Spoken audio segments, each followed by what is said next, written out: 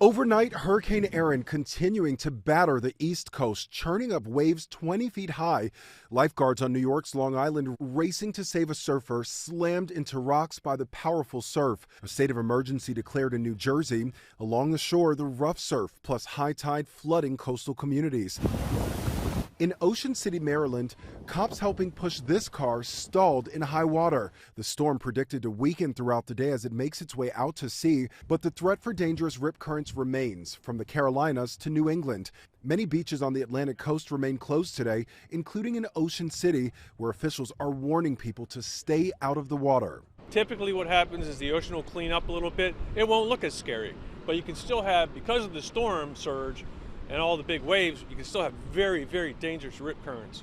The storm brought strong swells to North Carolina's Outer Banks, flooding homes and washing out roads. Crews now working to clear water and sand from Highway 12, the main route running along the islands. And in Emerald Isle, volunteers are scrambling to save any remaining sea turtle eggs after many of their nests were destroyed by the hurricane.